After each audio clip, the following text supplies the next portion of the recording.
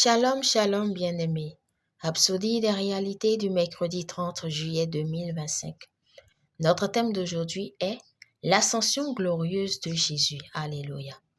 Notre verset d'ouverture est tiré du livre de Luc, chapitre 24, verset 51. Pendant qu'il les bénissait, il se sépara d'eux et fut enlevé au ciel. Gloire à Dieu. L'ascension de Jésus est le plus grand événement qui s'est produit dans le monde. Acte 1, verset 9 nous donne un compte rendu détaillé de la façon dont cela s'est passé. Après avoir dit cela, il fut élevé pendant qu'ils le regardaient, et une nuée le déroba à leurs yeux. Ses disciples le regardaient alors qu'il montait, et le regardaient monter dans les nuages. Jésus n'a pas juste disparu soudainement. Ses disciples étaient là, le regardant pendant qu'il lévitait. Si vous étiez là ce jour-là, comment auriez-vous décrit une telle expérience? Vous auriez été tellement choqué. Vous pourriez ne plus être capable de parler pendant des jours. C'est exactement ce qui est arrivé aux disciples. Ce qu'ils ont vu, c'était la preuve de quelque chose que Jésus leur avait dit plus tôt dans Jean 6. Lorsqu'il prêchait, certains de ses disciples étaient offensés lorsqu'il a dit « Car ma chair est vraiment une nourriture et mon sang est vraiment un breuvage. » Jean 6, verset 55. Ces paroles étaient difficiles à accepter et par conséquent, beaucoup de ses disciples ont cessé de le suivre. Jésus a ensuite demandé aux 12 disciples, « Cela vous scandalise-t-il? Et si vous voyez le Fils de l'homme monter où il était auparavant ?» Jean 6, verset 61 à 62. Il n'y avait pas de réponse, mais finalement, juste devant leurs yeux, c'est arrivé. Ils ont vu ces paroles se produire. Ce dont ils ont été témoins était trop lourd pour les mots. Ils avaient déjà eu du mal à convaincre les gens de sa résurrection. Ils ont été traités de menteurs pour avoir déclaré que Jésus était en vie. Et maintenant, ils avaient été témoins de son ascension. Ce n'était pas comme Élie qui a été emmené par un tourbillon avec un char de feu. C'était différent. Les églises, les chrétiens et les prédicateurs n'ont pas mis l'accent sur l'ascension de Jésus. Nous en lisons souvent à ce sujet et supposons que tout le monde le comprend.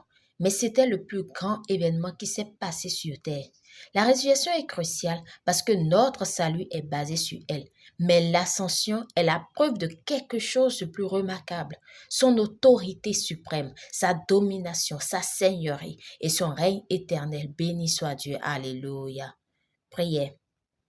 Cher Père, je te remercie pour la magnifique ascension du Seigneur Jésus-Christ, qui a démontré son autorité suprême, sa domination, sa seigneurie et son règne éternel. Je me réjouis que je suis assis avec lui dans les lieux célestes, au-dessus de toute principauté et puissance. Merci pour la victoire et l'autorité que j'ai en son nom. Amen. Pour une étude approfondie, nous lisons Actes 1, verset 9 à 11, Jean 20, verset 17, Jean 3, verset 13. Nous aimerions vous donner l'opportunité d'accepter le Seigneur Jésus-Christ comme Seigneur et Sauveur de votre vie. Si vous croyez qu'il est Dieu, qu'il est ressuscité d'entre les morts, que Dieu l'a ressuscité, faites cette prière avec moi de tout votre cœur et de manière à vous entendre. Alléluia. Prions. Dites, ô Seigneur Dieu, je crois de tout mon cœur en Jésus-Christ, Fils de Dieu. Je crois qu'il est mort pour moi et Dieu l'a ressuscité des morts. Je crois qu'il est vivant aujourd'hui. Je confesse de ma bouche que Jésus-Christ est le Seigneur de ma vie à partir d'aujourd'hui. Par lui et en son nom, j'ai la vie éternelle. Je suis né de nouveau. Merci Seigneur d'avoir sauvé mon âme. Je suis désormais un enfant de Dieu. Alléluia. Nous vous invitons à lire Romains 10, versets 9 à 10. Félicitations si vous avez fait cette prière. Vous êtes désormais un enfant de Dieu. Alléluia.